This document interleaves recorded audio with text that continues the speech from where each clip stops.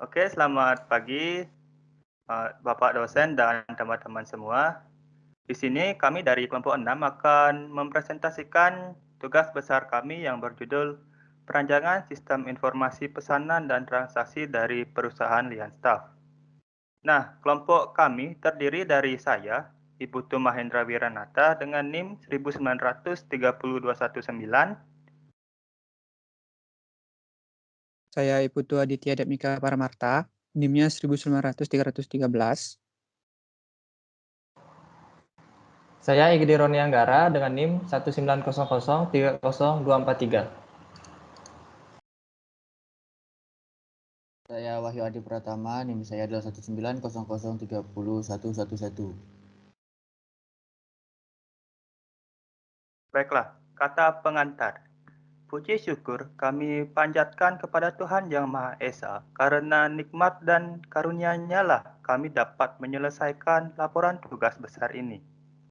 Penyusunan tugas besar ini bertujuan untuk memenuhi nilai ujian akhir semester dari mata kuliah Object Oriented Analysis and Design atau OOAD, Program Pertukaran Pelajar Kampus Merdeka. Selama penyusunan makalah tugas besar ini, kami memperoleh banyak bimbingan dan dukungan dari berbagai pihak.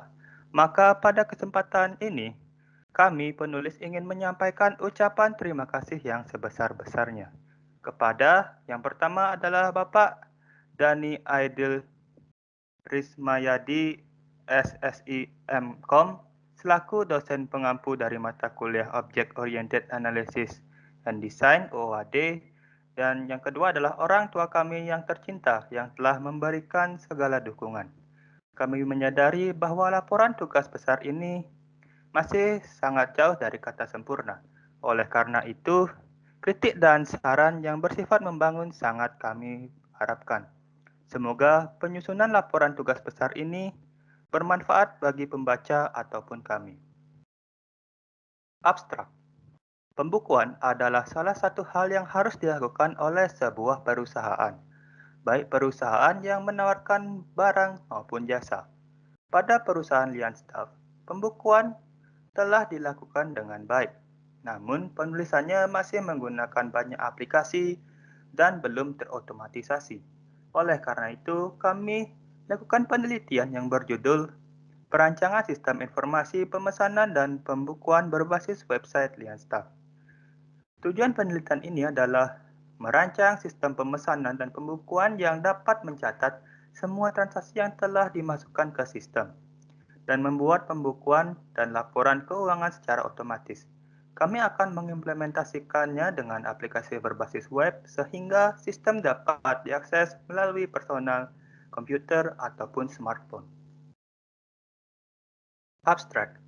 Accounting is one of many tasks which must be done by a company, both companies that offer goods and companies that offer service. In Lianstaff, the accounting has done pretty well. However, it still uses many applications and not yet automated. Therefore, we're doing research that entitled Web-Based Ordering and Accounting System Design for Lianstaff. The main goal for this research is to create ordering and accounting system that record incoming transaction to system and write the accounting and financial statement automatically. The system will be implemented with a web-based application so the system can be accessed by personal computer or smartphone. Baiklah, di sini ada daftar isi dan kita akan lanjutkan ke bab 1 yang akan dipresentasikan oleh Aditya. Aditya, dipersilakan. Baik, sebelumnya terima kasih atas waktunya dari Mahen. Untuk saya sendiri akan mempresentasikan dari bab 1, yaitu pendahuluan. Pertama-tama kita ada latar belakang, yaitu penjualan merupakan upaya komprehensif untuk merumuskan rencana strategis untuk memenuhi kebutuhan dan keinginan pembeli agar diperoleh penjualan yang menguntungkan. Penjualan adalah urat nadi suatu perusahaan, karena penjualan tidak hanya dapat menghasilkan keuntungan, tetapi juga menarik konsumen dan berusaha untuk menemukan daya tarik konsumen dan memberitahu mereka efek dari produk yang dihasilkan. Teknologi di masa sekarang memegang banyak sekali peran di lini penjualan dan membantu untuk memanajemen penjualan agar lebih teratur dan rapi. Selanjutnya, Lianstaff adalah digital printing yang berlokasi di Denpasar. Berdasarkan wawancara kami dengan Bulan Arta dan Indah selaku pemilik dari Lianstaff, ketika pesanan sudah diterima, maka pesanan akan langsung dicatat oleh Google Form. File yang akan diproses diunggah oleh customer melalui email atau surel. Pembayaran dilakukan secara cash on delivery. Transaksi yang telah dilakukan akan dicatat pada Google Sheets dan aplikasi buku kas. Namun, aplikasi buku kas hanya dimiliki oleh salah satu owner sehingga membuat sinkronisasi data transaksi menjadi lebih sulit.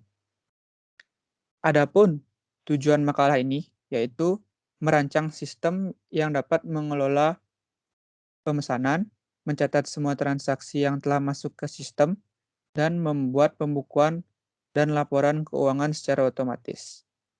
Kami akan mengimplementasikannya dengan aplikasi berbasis web, sehingga sistem dapat diakses melalui personal komputer ataupun smartphone.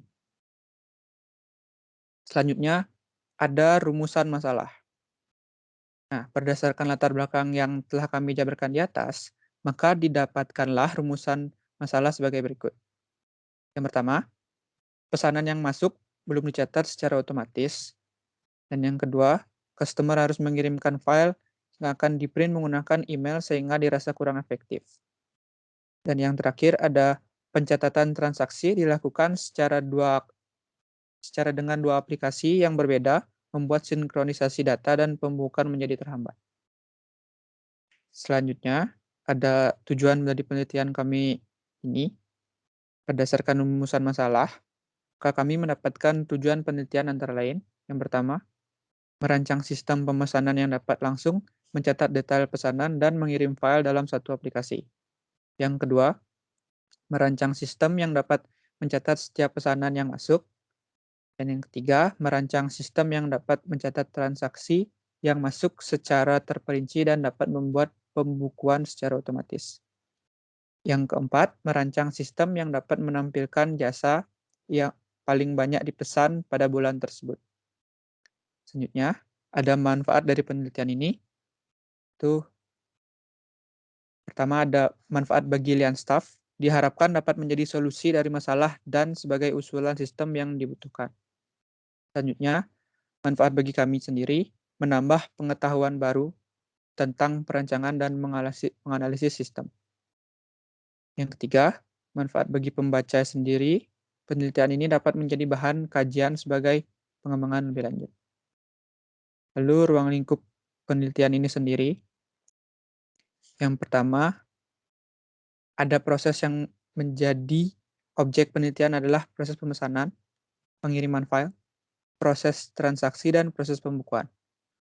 Lalu sistem yang kami rancang berupa sistem pemesanan, pencatatan, transaksi, dan pembukuan otomatis.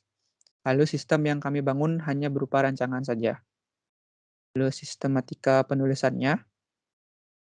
Penelitian terdiri dari 4 bab dan tiap bab diuraikan kembali menjadi subbab yang dijabarkan lebih rinci. Berikut merupakan sistematika penulisan laporan kami.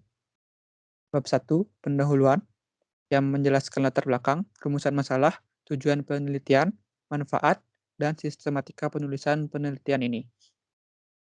Lalu bab 2, ada tinjauan pusaka. Tinjauan pusaka terdiri dari subbab teori di dalamnya yang menjelaskan seluruh teori yang digunakan sebagai landasan di dalam penelitian ini. Lalu ada bab 3, analisa dan perancangan. Bab ini menguraikan analisis dan perancangan sistem dalam penelitian ini. Adapun yang kami uraikan pada bab ini adalah existing system, use case diagram, use case scenario, activity diagram, sequence diagram, dan class diagram. Lalu bab 4 dan terakhir adalah kesimpulan dan penutup. Bab ini menguraikan kesimpulan dan saran dari penelitian ini. Mungkin sekian dari presentasi saya tentang bab 1. Saya kembalikan kepada moderator.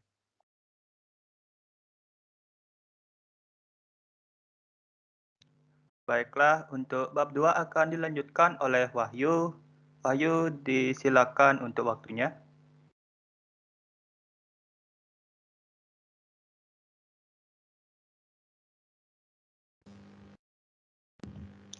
Ya, terima kasih kepada Mahen. Oke, kita lanjutkan.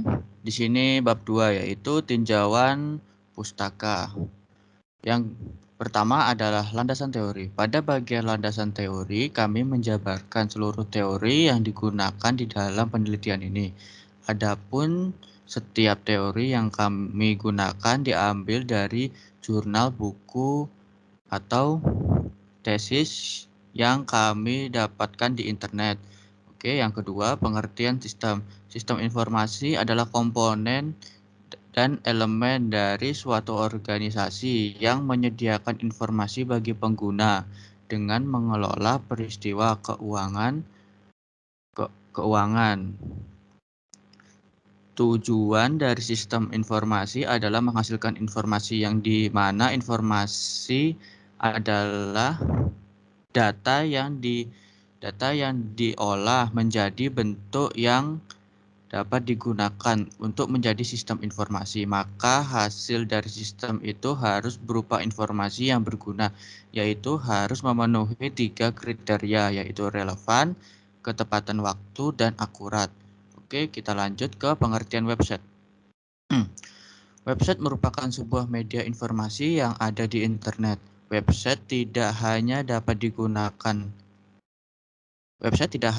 digunakan untuk menyebarkan informasi saja, melainkan bisa digunakan untuk membuat toko online. Menurut Kustia Runingsih dan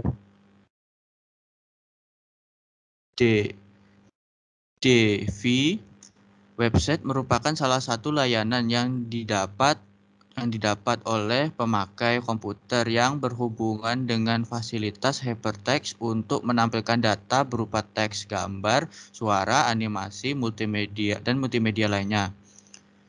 Website adalah kumpulan dari halaman-halaman situs yang biasanya terangkum dalam sebuah domain atau subdomain yang tempatnya di mana di dalam World Wide Web atau WWW di internet.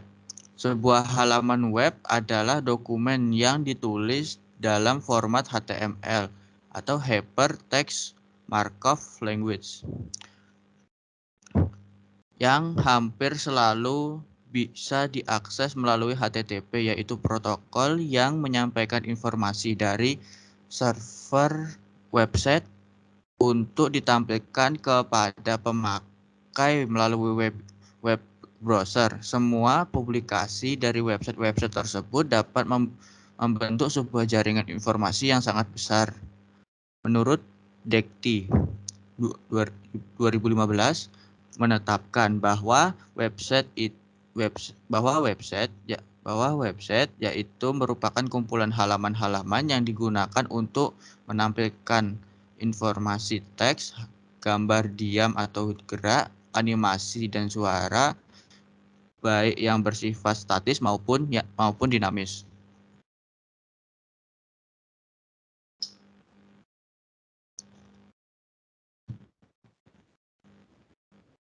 Pengumpulan data.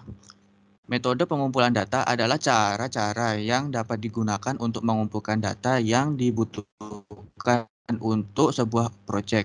Teknik pengumpulan data yang benar akan menghasilkan data yang memiliki kredibilitas tinggi. Oleh karena itu, tahap ini tidak boleh salah dan harus dilakukan dengan cermat sesuai prosedur. Metode pengumpulan data yang kami gunakan dalam proyek ini adalah metode wawancara, di mana kami mewawancarai salah satu perusahaan mengenai prosedur dalam menjalankan bisnisnya. Wawancara sendiri adalah kegiatan tanya jawab antara dua pihak, yaitu pewawancara dan narasumber, untuk memperoleh data yang diperlukan untuk memenuhi tujuan suatu proyek. Menurut Moleong 2007 186. Wawancara adalah percakapan dengan maksud tertentu. Jadi percakapan itu dilakukan oleh dua pihak, yaitu pewawancara atau yang mengajukan pertanyaan, interview, dan terwawancara atau yang memberikan jawaban atas pertanyaan itu, interview.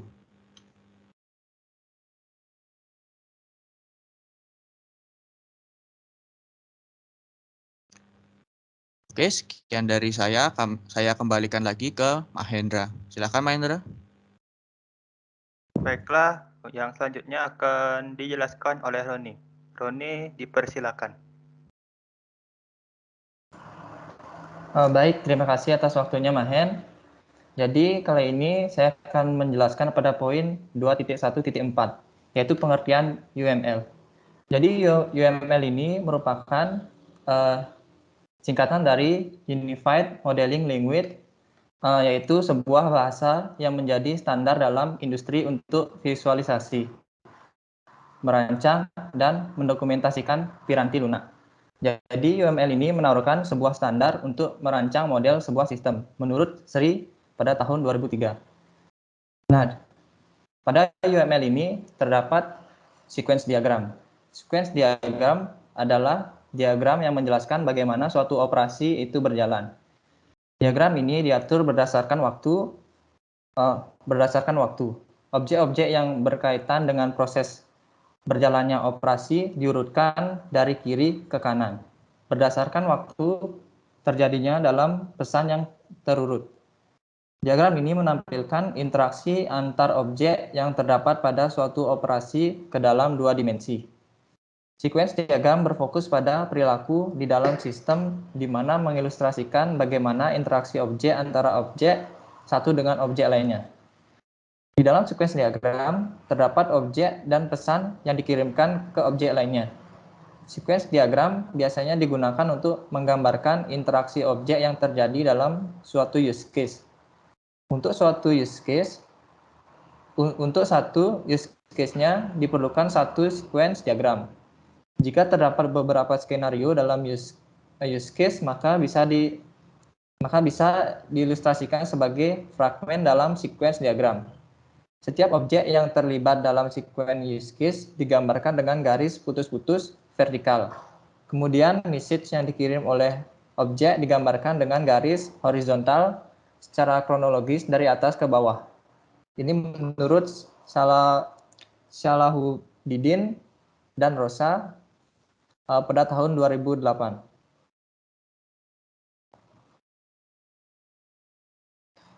Nah, sequence diagram digunakan untuk menggambarkan perilaku pada sebuah skenario. Diagram ini menunjukkan sejumlah contoh objek dan message atau pesan yang diletakkan di antara objek-objek ini di dalam use case, menurut Munawar pada tahun 2018.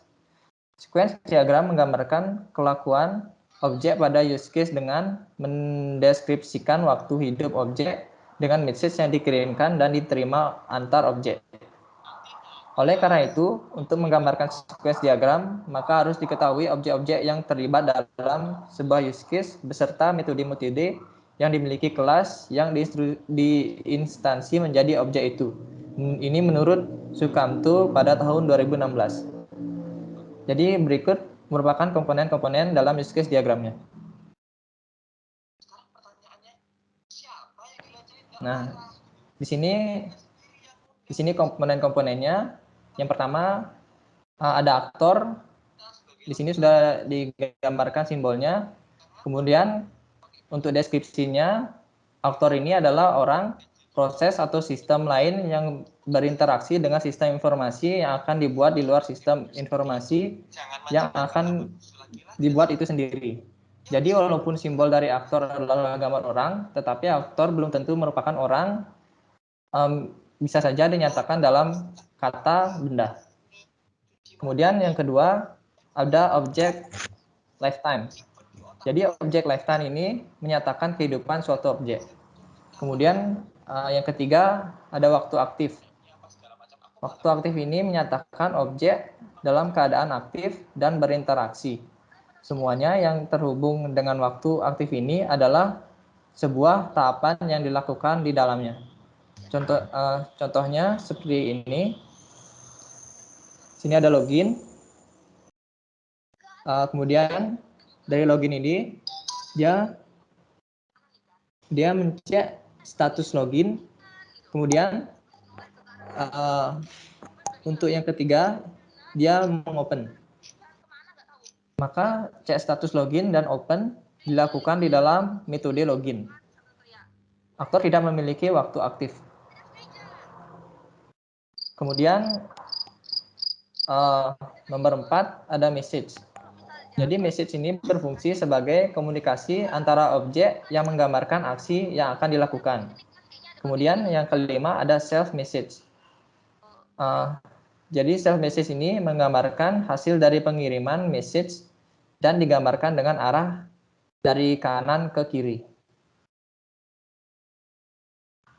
Nah, di sini selanjutnya adalah use case diagram.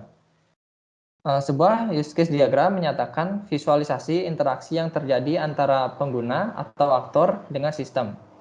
Diagram ini bisa menjadi gambaran yang bagus untuk menjelaskan konteks dari sebuah sistem sehingga terlihat jelas batasan dari sistemnya. Ini menurut Larman pada tahun 2005. Kemudian ada dua elemen penting yang harus digambarkan, yaitu aktor dan use case. Aktor adalah segala sesuatu yang berinteraksi langsung dengan sistem. Bisa merupakan orang atau yang ditunjukkan dengan perannya dan bukan namanya atau personilnya atau sistem komputer yang lain. Nah, aktor dinotasikan dengan simbol gambar orang-orang atau stickman dengan nama kata benda di bagian bawah yang menyatakan peran atau sistem. Aktor bisa bersifat primer, yaitu yang menginisialisasi perjalanan sebuah use case, atau sekunder, yaitu yang membantu berjalannya sebuah use case. Use case dinotasikan dengan simbol ellipse dengan nama kata kerja aktif di bagian dalam yang menyatakan aktivitas dari perspektif aktor. Setiap aktor dimungkinkan untuk berinteraksi dengan sistem dalam banyak use case. Sebaliknya, setiap use case bisa dijalankan oleh lebih dari satu aktor. Kemudian di bawah ini merupakan simbol yang digunakan untuk membuat use case. Yang pertama ada aktor. Jadi aktor ini menspesifikasikan himpunan peran pengguna yang memainkan ketika berinteraksi dengan use case. Yang kedua ada dependensi, yaitu hubungan di mana perubahan yang terjadi pada suatu elemen mandiri atau independen akan mempengaruhi elemen yang bergantung padanya, elemen yang tidak mandiri atau independen. Kemudian ada generalization, yaitu hubungan di mana objek naik atau descendant berbagi perilaku dan struktur data dari objek yang ada di atasnya, di atas objek induk, ya, atau encaster. Kemudian yang keempat ada include. Jadi include ini memspesifikasikan bahwa use case sumber secara eksplisit. Kemudian yang kelima ada extend. Jadi extend ini menspesifikasikan bahwa use case target memperluas perilaku dari use case sumber pada suatu titik yang diberikan. Kemudian yang keenam ada association. Jadi association ini adalah apa yang menghubungkan antara objek satu dengan objek lainnya. Yang ketujuh ada sistem. Nah, sistem ini menspesifikasikan paket menampilkan yang secara terbatas. Yang kedelapan ada collaboration. Jadi collaboration ini adalah interaksi aturan-aturan dan elemen lain yang bekerja sama untuk menyediakan perilaku yang lebih besar dari jumlah dan elemen-elemennya atau sinergi. Kemudian yang ke-9 ada use case. Nah, use case ini dideskripsikan dari urutan aksi-aksi yang ditampilkan sistem yang menghasilkan suatu hasil yang terukur bagi suatu aktor. Dan selanjutnya ada activity diagram. Yang dimaksud dengan activity diagram adalah rancangan aliran aktivitas dalam sebuah sistem yang akan dijalankan. Menurut Sukamto dan Salahuddin pada tahun 2014, activity diagram adalah aliran kerja atau aktivitas dari sebuah sistem atau proses bisnis yang ada pada perangkat lunak. Activity diagram juga digunakan untuk mendefinisikan atau mengelompokkan aliran tampilan dari sistem tersebut. Fungsi diagram ini yaitu memperlihatkan urutan aktivitas proses pada sistem, serta membantu memahami proses secara keseluruhan. Nah, di sini merupakan komponen-komponen dari activity diagram. Yang pertama itu ada simbol.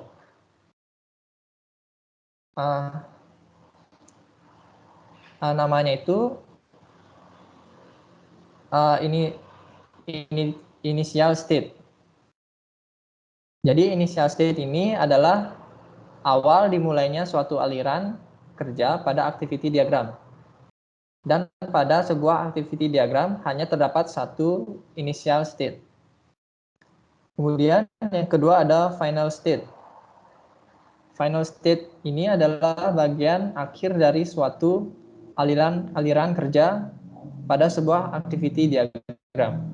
Dan pada sebuah activity diagram bisa terdapat lebih dari satu final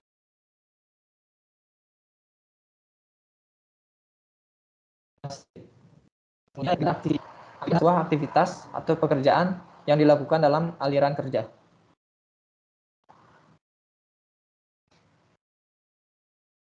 Kemudian di sini ada decision. Decision ini berfungsi untuk menggambarkan pilihan kondisi di mana ada kemungkinan perbedaan transisi untuk memastikan bahwa aliran kerja dapat mengalir ke lebih dari satu jalur. Selanjutnya ada transition atau association. Jadi transition atau association ini untuk menghubungkan aktivitas selanjutnya setelah aktivitas sebelumnya. Kemudian ada juga synchronization fork. Synchronization fork ini digunakan untuk memecah behavior menjadi aktivitas yang paralel. Contohnya yaitu user dapat memilih menu yang dapat dilakukan secara paralel. Kemudian yang terakhir ada synchronization join. Synchronization join ini digunakan untuk menghubungkan kembali aktivitas yang paralel. Kemudian kita lanjut ke class diagram. Class diagram ini adalah sebuah spesifikasi yang jika diinstansiasikan akan menghasilkan sebuah objek dan merupakan inti dari pengembangan dan desain berorientasi objek. Kelas diagram menggambarkan keadaan atau atribut dan properti dari suatu sistem, sekaligus menawarkan layanan untuk memanipulasi keadaan tersebut atau metafora, atau metode fungsi. Kelas diagram menggambarkan struktur dan deskripsi kelas, package dan objek beserta hubungan satu sama lain. Diagram kelas dibuat agar pembuat program atau programmer membuat kelas-kelas sesuai rancangan di dalam diagram kelas-kelas agar antara dokumentasi, rancangan, dan perangkat lunak sinkron. Ini menurut Salahuddin pada tahun 2013. Berikut merupakan simbol-simbol pada kelas diagram. Nah, di sini simbolnya ada asosiasi, yang dimana asosiasi merupakan simbol untuk menghubungkan objek satu dengan objek lainnya. Directed association atau asosiasi. Di sini fungsinya untuk relasi antar kelas dengan makna kelas yang satu digunakan oleh kelas yang lain. Kemudian ada generalisasi. yaitu relasi antara kelas dengan makna generalisasi, spesialisasi, atau umum ke khusus. Kemudian ada dependensi atau ketergantungan. Jadi ini merupakan relasi antar kelas dengan makna kebergabungan antar kelas. Kemudian yang terakhir ada aggregation atau agregasi, yaitu relasi antara kelas dengan makna semua bagian atau whole part.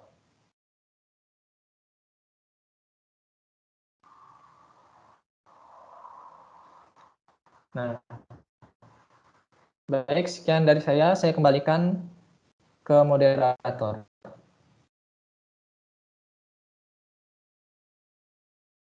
Baiklah, di sini saya akan menjelaskan tentang bab 3, yaitu existing system. Bab 3 yaitu analisis dan perancangan. Di bab 3 ada existing system. Dari hasil wawancara kami, berikut adalah existing system yang kami gambarkan menggunakan activity diagram. Nah, dimulai dari customer yang menghubungi kontak yang tertera, lalu dijawab oleh pegawai. Lalu pegawai akan memberikan list jasa yang tersedia, lalu customer akan memilih jasa yang akan dipesan. Lalu pegawai akan menanyakan berapa jumlah pesanan dan customer memberikan jumlah pesanan. Setelah itu, pegawai akan meminta file yang akan diproses dikirim melalui email. Setelah itu, customer akan mengirim file. Nah, di sini, jika filenya memenuhi kriteria, maka file tersebut akan diterima. Namun, jika file tersebut tidak memenuhi kriteria seperti gambarnya yang buram atau terlalu kecil, maka file akan diminta untuk dikirimkan kembali. Itu adalah existing system dari pemesanan. Yang kedua ada pemrosesan. Yang pertama, pegawai akan mendownload filenya dari email, lalu filenya akan diproses. Ketika pesanan sudah jadi, maka customer akan diberitahu. Setelah itu, customer akan mengkonfirmasi pesanan tersebut. Itu adalah existing system dari pemrosesan. Yang ketiga ada pengiriman. Di sini ada 3 swim lane, yaitu customer, pegawai, dan time. Dimulai dari pegawai. Pegawai akan menanyakan alamat dan tanggal kapan barangnya akan diantar. Lalu customer akan memberikan alamat dan tanggal. Lalu pegawai akan menerima alamat dan tanggal pengantaran.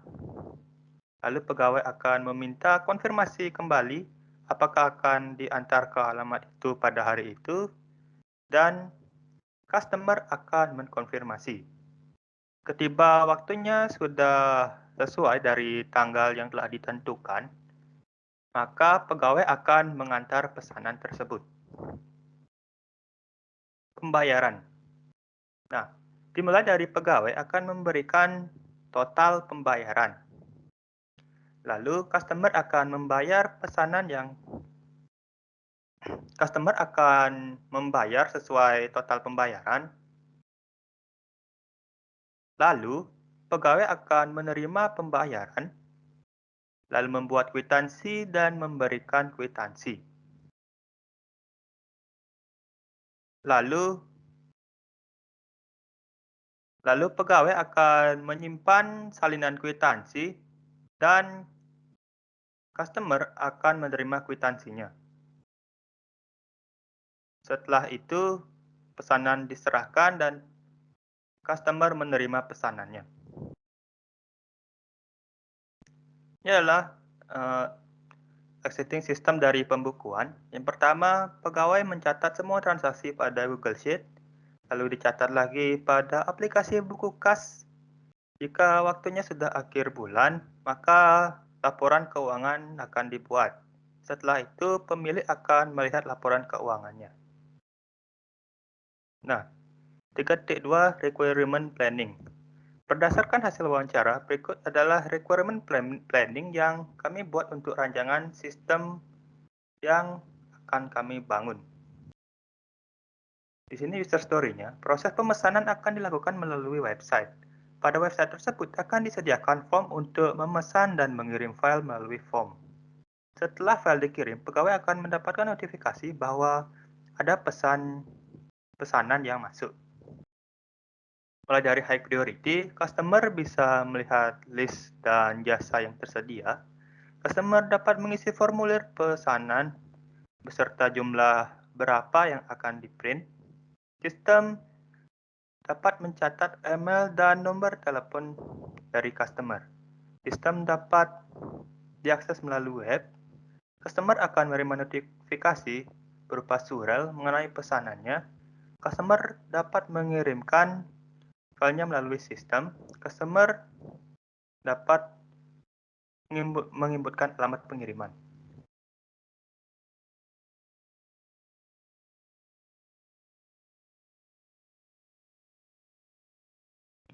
Medium priority-nya, customer dapat mengirimkan lebih dari satu file. Customer dapat memesan beberapa jenis jasa yang berbeda dalam sekali pesan. Customer dapat memilih metode pembayaran. Lalu di user story kedua, pegawai dapat mengunduh file pesanan dari sistem. Saat pesanan sedang diproses, customer dapat melihat tracking proses pesanannya. High priority-nya, pegawai dapat mengunduh file yang dikirim customer. Pegawai dapat mengirimkan notifikasi kepada customer.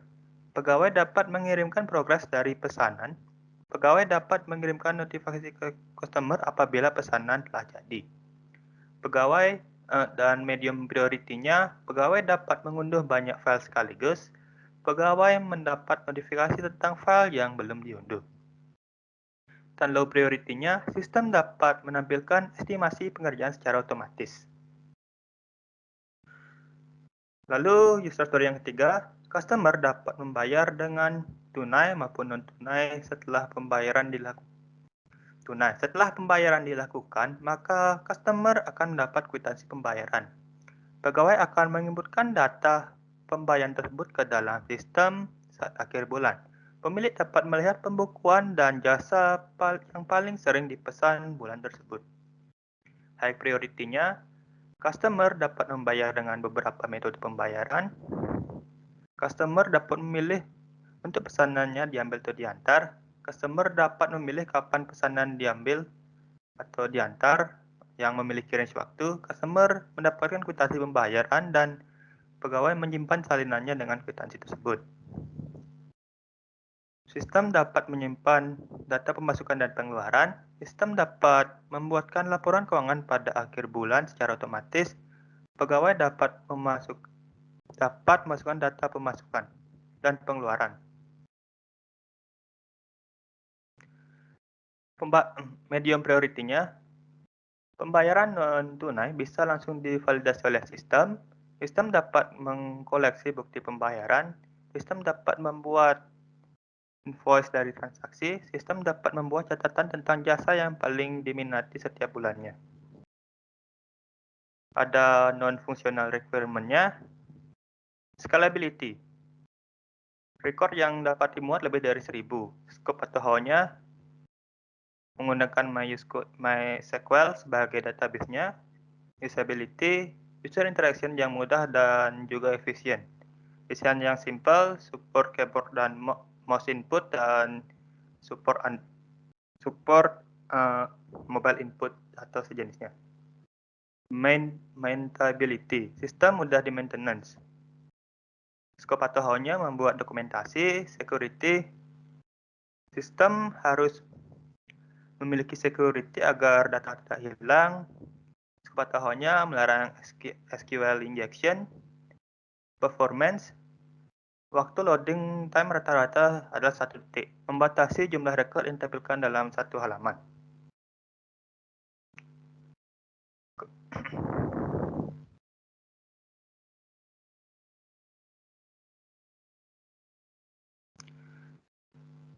Kebutuhan perangkat keras, prosesor. Minimumnya 1,9 GHz x86 atau x64 dual core processor dengan SSE2 instruction set. Recommended-nya 3.3 GHz processor atau lebih cepat, 64-bit dual core processor dengan SSE2 instruction set. Memorinya 2 GB RAM untuk minimum dan recommended-nya adalah 4 GB. Displaynya adalah Super VGA with a resolution of 1024x768.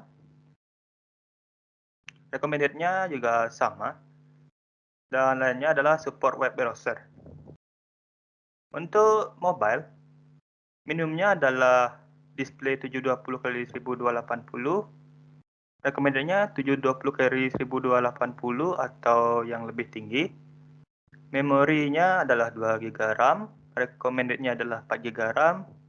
Untuk OS-nya adalah minimumnya Android 4.0 dan recommended-nya Android 6.0 atau lebih.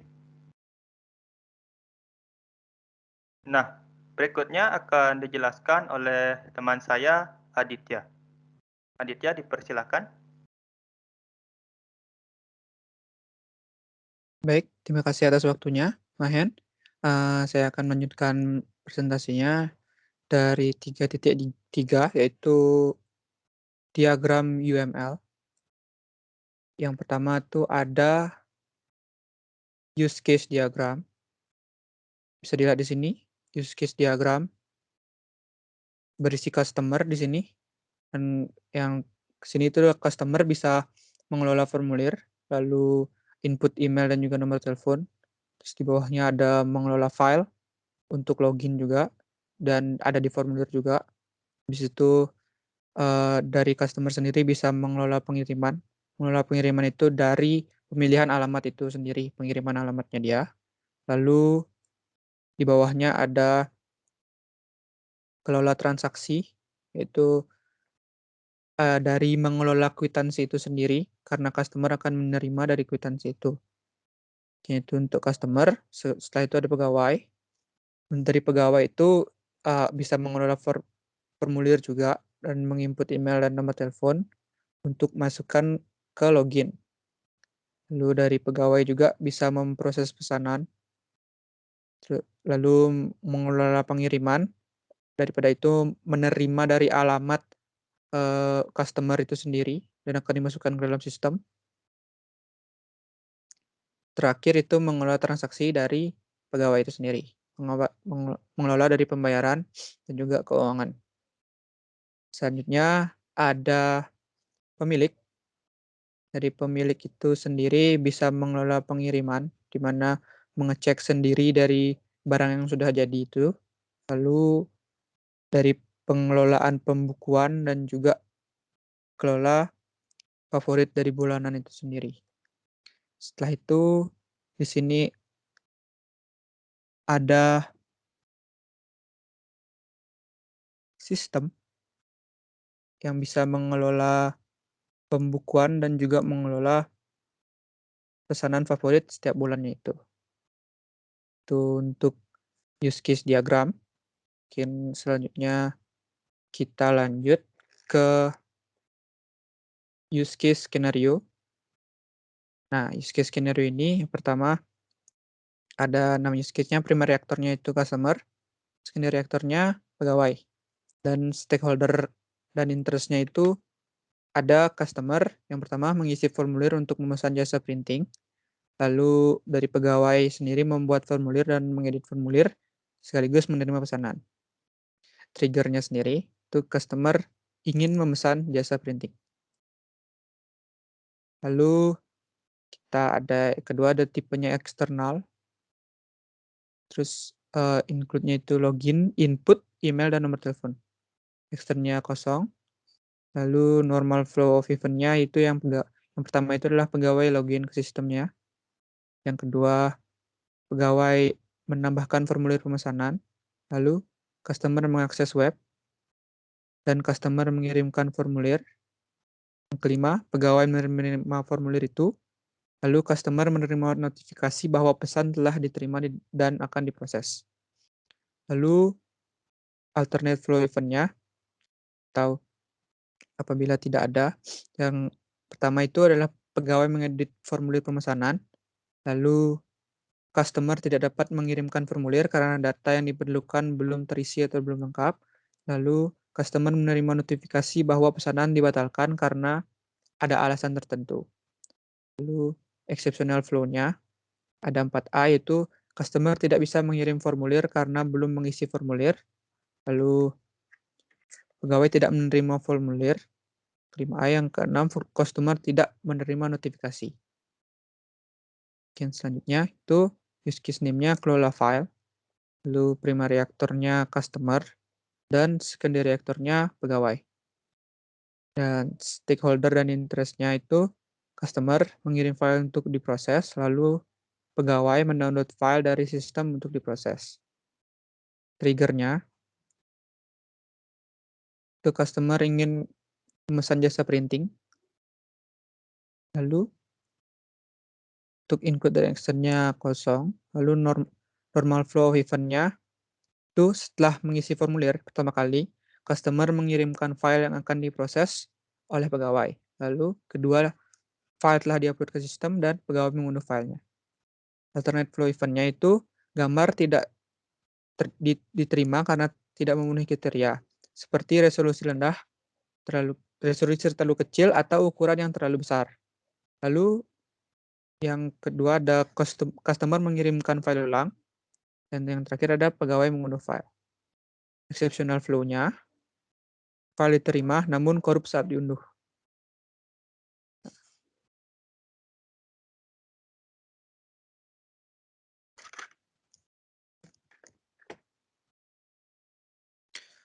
Lanjut, selanjutnya ada use case name-nya, yaitu proses pesanan, primary reaktornya pegawai, lalu stakeholder dan interest-nya itu pegawai yang menerima file yang sudah dikirimkan dan memproses sesuai pesanan.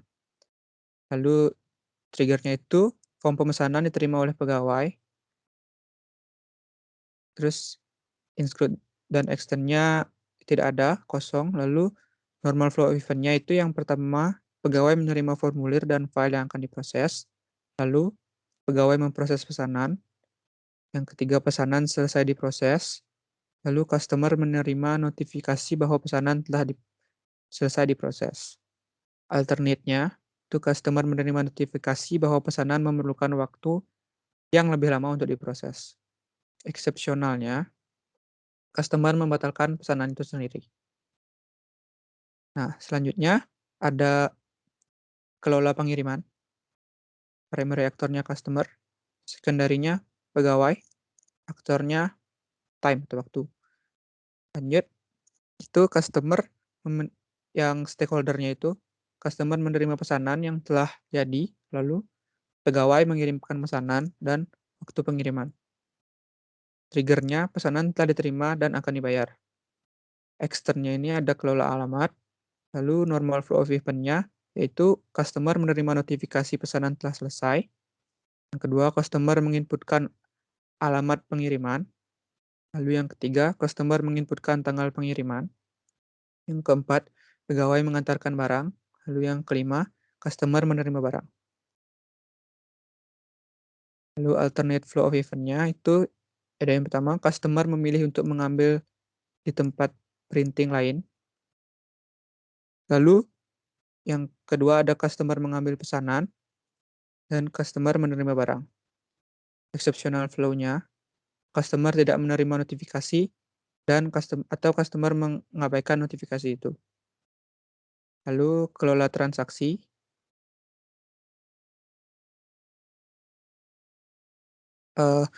Primary reaktornya customer, secondary-nya itu ada pegawai. Terus untuk stakeholder-nya itu ada customer membayar pesanan yang telah diterima, lalu staff atau pegawai menerima pembayaran dan memasukkan ke pembukuan. Trigger-nya itu pesanan telah diterima dan akan dibayar.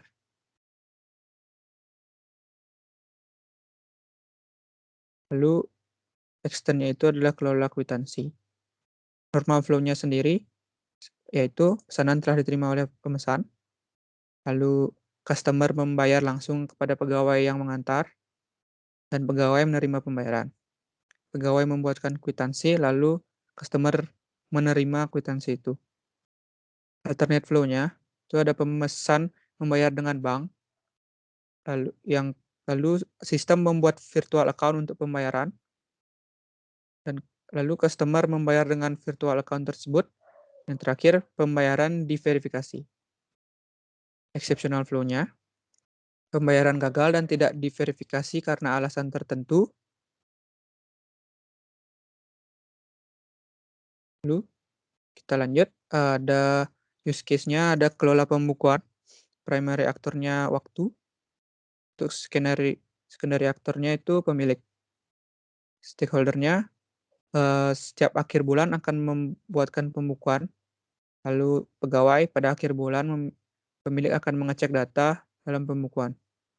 Trigger-nya waktu akhir bulan, normal flow event-nya tanggal menunjukkan akhir bulan, lalu sistem mengimport semua data transaksi, setelah itu sistem membuat pembukuan, lalu pemilik melihat pembukuan untuk bulan ini. Alternate flow-nya sendiri, itu ada pemilik melihat data pembukuan untuk bulan sebelumnya. Lalu untuk exceptional flow-nya, pertama ada datanya tidak dapat diimport karena data tidak ditemukan. Selanjutnya, untuk exceptionalnya ada sistem menuliskan pesan yang error. Lalu ada use case kelola favorit. Primary aktornya waktu, secondary-nya pemilik.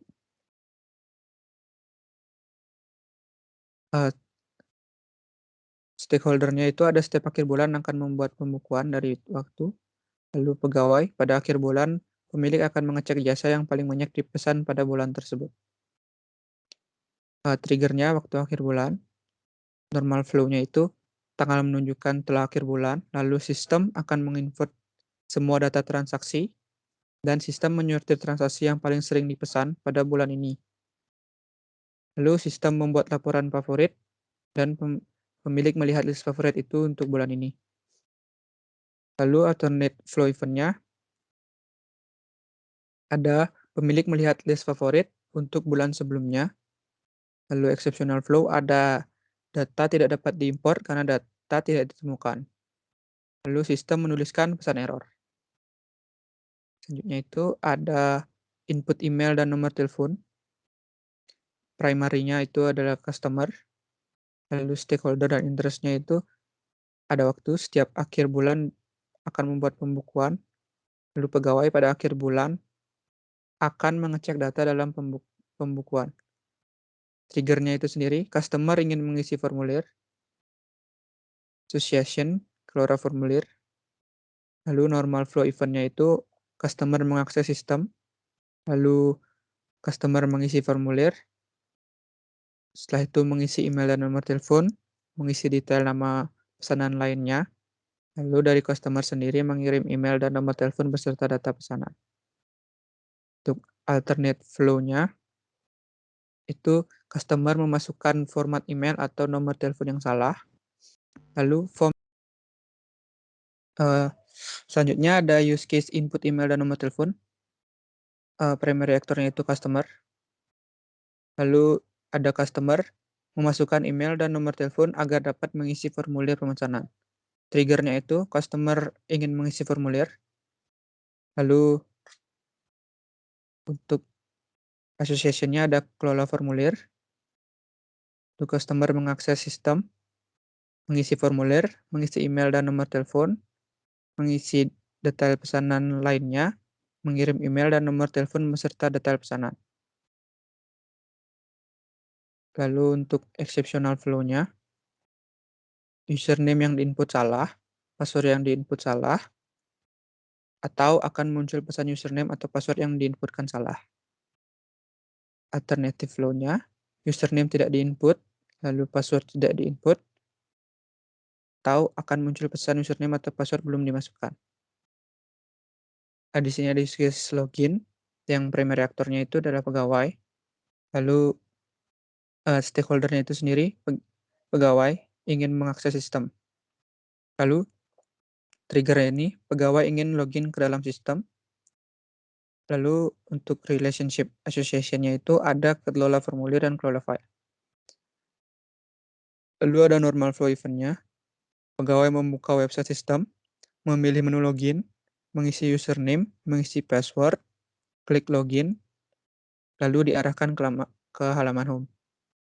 Setelah itu ada alternate flow of event-nya, yaitu yang pertama itu ada username yang diinputkan salah, atau password yang diinputkan salah, atau akan muncul pesan untuk username atau password yang diinputkan.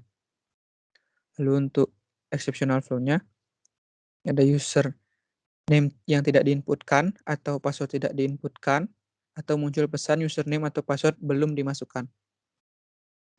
Lalu, ada use case kelola kwitansi, yaitu primary aktornya ada customer, lalu secondary aktornya ada pegawai. Stakeholder-nya ini ada customer menerima kwitansi pembayaran, lalu pegawai memberi kwitansi pembayaran. Trigger-nya ini ada transaksi, lalu normal flow of event-nya ini sendiri itu ada yang pertama itu customer telah membayar pemesanan secara tunai. Lalu pegawai membuatkan kwitansi sebagai tanda bukti. Lalu customer menerima kwitansi pembayaran. Lalu pegawai menyimpan salinan kwitansi pembayaran. Alternate-nya itu ada customer telah membayar secara non-tunai. Selanjutnya itu customer menerima kwitansi pembayaran secara digital. Mungkin itu saja yang bisa saya presentasikan tentang use case skenario. Mungkin selanjutnya yang saya kembalikan kepada moderator. Terima kasih. Baiklah, selanjutnya akan dipresentasikan oleh Wahyu. Wahyu, dipersilakan.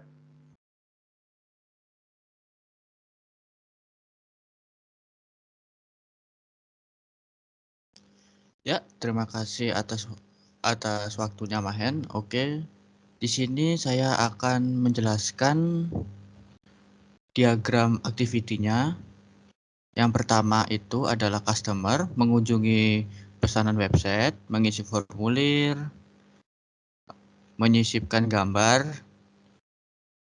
Setelah menyisipkan gambar, file tersebut memenuhi kriteria atau tidak. Jika tidak, haruslah mengulang kembali menyisipkan gambar. Jika sudah memenuhi kriteria, akan menerima notifikasi dari pegawai. Notifikasi baru dari pegawai, dan pegawai mengirimkan pesan bahwa pesan telah dikonfirmasi. Nah, setelah itu pemesan akan menerima surel. Selanjutnya selesai. Nah, di sini pegawai akan mendownload file dari sistem. Setelah itu customer memberikan estimasi pengerjaan file. Setelah itu pegawai akan memproses file. Memproses file, pesanan telah jadi, memberitahu customer, dan di customer akan mengkonfirmasi, dan selesai. Di sini customer akan mendapatkan notifikasi bahwa pesanan telah jadi, menginputkan tanggal pengirim, habis itu customer akan memilih metode pembayaran. Jika customer memilih metode pembayaran secara langsung, pegawai akan menerima tanggal pengirim, akan masuk ke tanggal pengiriman, dan jika customer melakukan pembayaran melalui bank, langsung mendapatkan kode pembayaran, selanjutnya membayar, mendapatkan bukti pembayaran, dan pegawai akan menerima notifikasi via bank. Setelah itu pegawai akan menerima tanggal pengiriman. Itu masuk ke time tanggal mengirim sesuai. Setelah itu pegawai akan mengantarkan pesanan dan selesai. Nah, di sini customer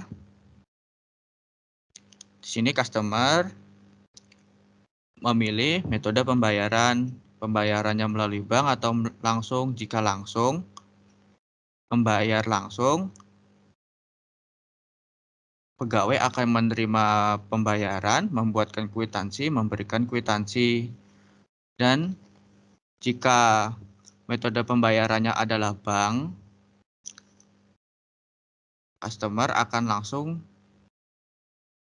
masuk ke menyerahkan pesanan. Dan jika pembayarannya langsung tadi, setelah memberikan kwitansi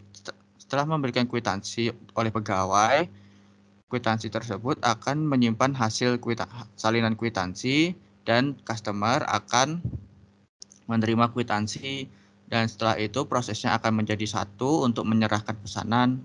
Selanjutnya customer akan menerima pesanan dan selesai. Nah, selanjutnya dari pegawai akan mencatat transaksi sistem, kemudian di time akan tercatat waktu akhir bulan. Waktu akhir bulannya itu akan bercabang, membuat laporan tren, dan membuat laporan keuangan. Setelah itu menjadi satu dan masuk ke menu pegawai, menu pemilik, menu pemilik. Setelah itu pemilik akan melihat laporan keuangan dan tren dan selesai.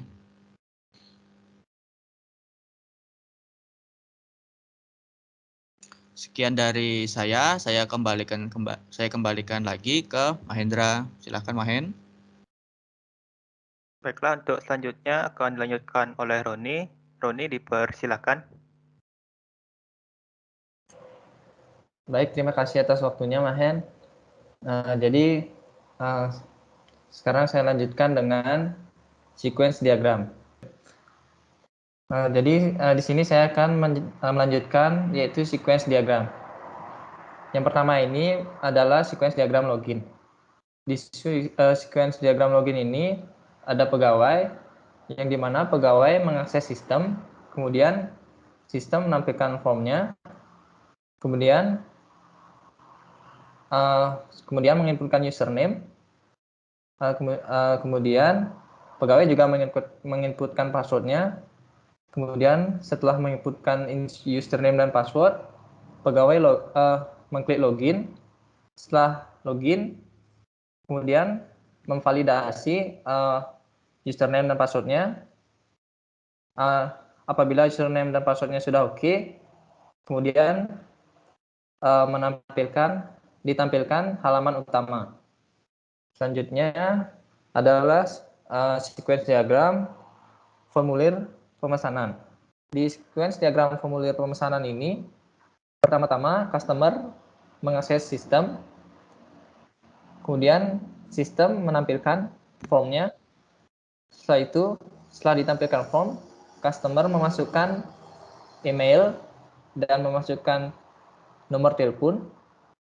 Setelah memasukkan email dan nomor telepon, kemudian customer memilih jenis pesanan. Jadi jenis pesanan ini setelah memilih jenis pesanan, kemudian customer mencari subjenis pesanan. Setelah itu, setelah memilih subjenis pesanan, kemudian ditampilkan subjenis pesanannya. Setelah itu, setelah ditampilkan, kemudian customer memilih subjenis pesanan. Setelah memilih, customer akan memasukkan jumlah pesanannya. Setelah memasukkan jumlah pesanannya, kemudian customer mengirimkan file dan juga mengirimkan form. Kemudian file dan form tersebut dikirimkan mengirimkan data pesanannya ke database. Setelah mendapatkan respon, kemudian file-file tersebut dikirimkan ke server. Setelah itu customer akan mendapatkan notifikasi pesanan telah dikirim.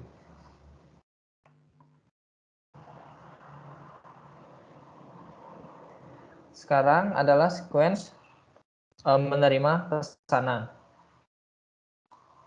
Nah, di sequence menerima pesanan ini,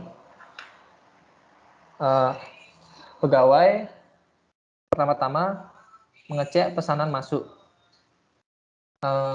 Setelah mengecek pesanan masuk, kemudian mencari pesanan masuk. Setelah mendapatkan respon, kemudian ditampilkan pesanan masuk. Setelah itu, pegawai mendownload filenya, kemudian file itu dicari di server. Setelah mendapatkan respon, file tersebut kemudian diterima oleh pegawai. Setelah diterima, pegawai akan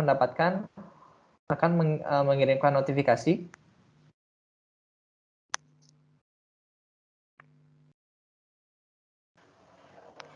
Nah, sekarang sequence diagram mengirim proses pesanan.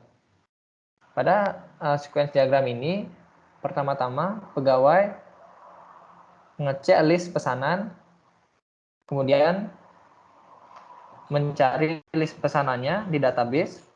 Setelah mendapatkan respon, kemudian list pesanan tersebut ditampilkan.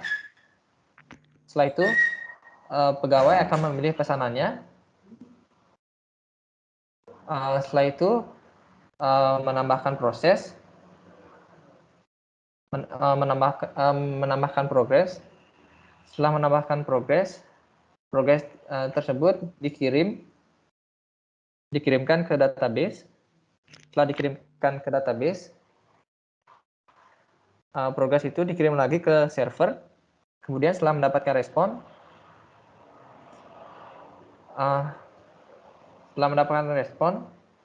artinya progres telah dikirim. Selanjutnya, sequence diagram memilih alat dan metode pembayaran. Pertama-tama, customer mengakses sistem, kemudian sistem menampilkan form. Setelah itu, customer menginput tanggal pengiriman. Customer juga menginput metode pembayaran.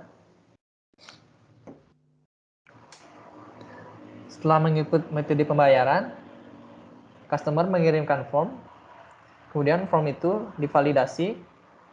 Dan setelah mendapatkan respon, kemudian data akan dikirim lagi ke customer.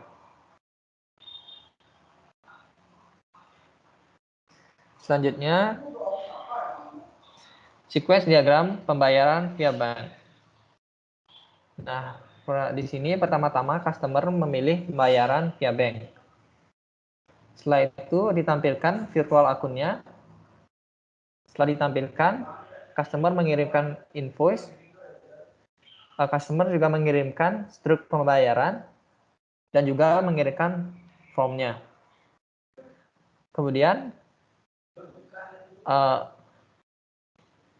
invoice, struk pembayaran, dan form tadi dikirimkan ke database, dan setelah mendapatkan respon akan mendapatkan notifikasi pembayaran berhasil. Jadi di sequence diagram menginputkan data transaksi ini, pertama pegawai mengakses sistem, kemudian sistem akan menampilkan form. Setelah itu pegawai akan memasukkan jenis transaksi, nominal, tanggal transaksi, dan setelah itu mengirimkan data tersebut ke database. Setelah mendapatkan respon, kemudian akan mendapatkan notifikasi data telah dikirim. Selanjutnya di sini diagram pembukuan, di mana pada diagram pembukuan ini pertama-tama pemilik mengakses sistem. Setelah itu sistem akan menampilkan page. Kemudian pemilik mencek pembukuannya. Pemilik mencari datanya di database. Setelah database merespon, kemudian akan menampilkan pembukuan.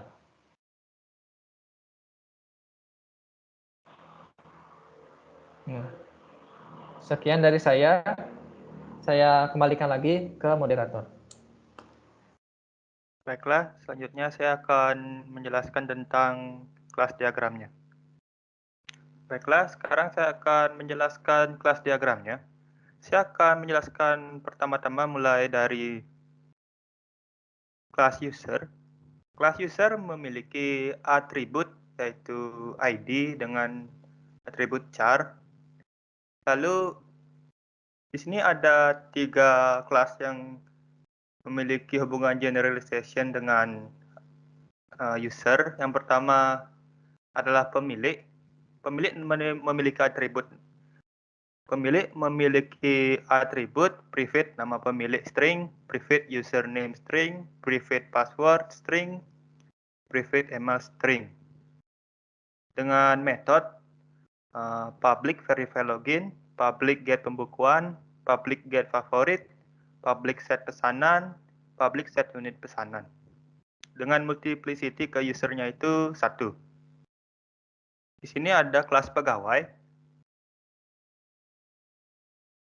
yang memiliki atribut private nama pegawai, string, private nomor telepon varchar, private username string, private password string, dengan metode public verify login, public get transaksi, public get pesanan. Lalu ada kelas customer yang memiliki atribut private ID string. Ini ID-nya salah nih, saya nggak isi. Private email string, private nomor telepon varchar. Selanjutnya customer ini memiliki multiplicity 1 dengan user, begitu juga dengan pegawainya. Di sini ada kelas alamat. Alamat adalah private. Alamat memiliki atribut private ID alamat char, lalu private alamat string.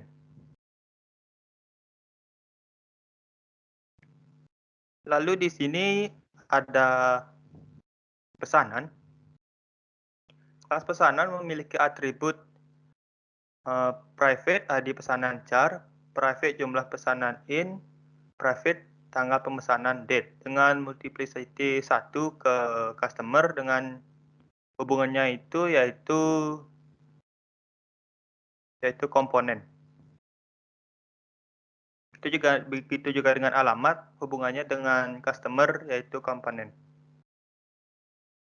Lalu di sini ada jenis pesanan, yaitu komponen dari pesanan yang memiliki atribut yaitu private nama pesanan string dan private ID char, dengan memiliki metode public set nama pesanan. Di sini ada subjenis pesanan, yaitu berhubungan generalization dengan jenis pesanan, dengan multiplicity 1 ke pesanan, dengan atribut private nama subpesanan string, private ID char, dengan metode public set nama subpesanan. Di sini ada kelas transaksi, yaitu komponen dari pesanan dengan multiplicity 1 ke pesanan. Kelas transaksi memiliki atribut berupa private ID transaksi string, private jenis transaksi bit, private tanggal transaksi date. Lalu di sini ada pembukuan dengan atribut private ID transaksi string, private ID favorit, private tahun. Dengan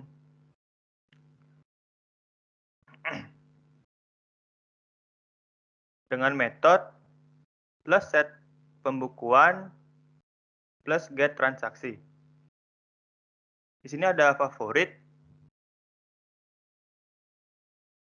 dengan atribut private ID favorit, private bulan, private tahun. Dengan metode public set favorit, public get transaksi.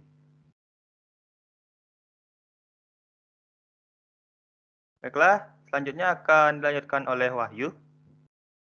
Wahyu, untuk waktunya dipersilakan.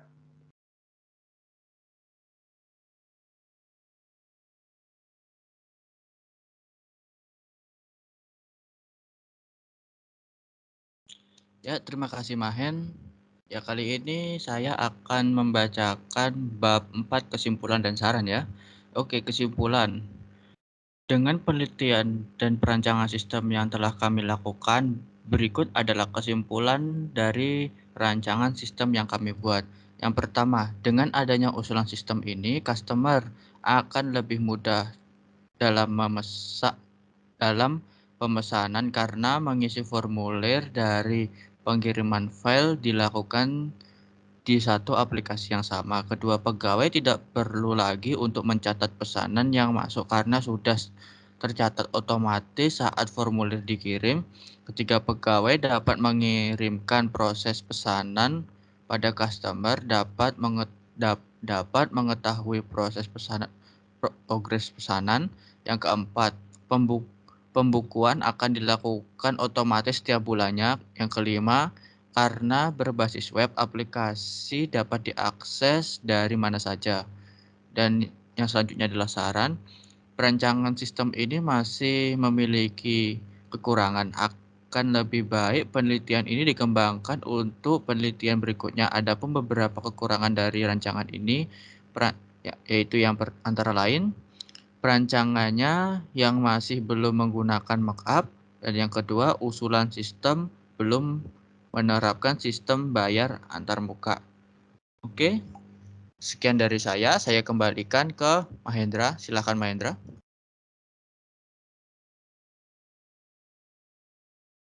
Baiklah, saya rasa sekian untuk presentasi tugas besar Object Oriented Analysis dan Design untuk kali ini. Saya Mahendra Wirnata dengan kelompok 6 mengundurkan diri. Maaf jika ada salah kata.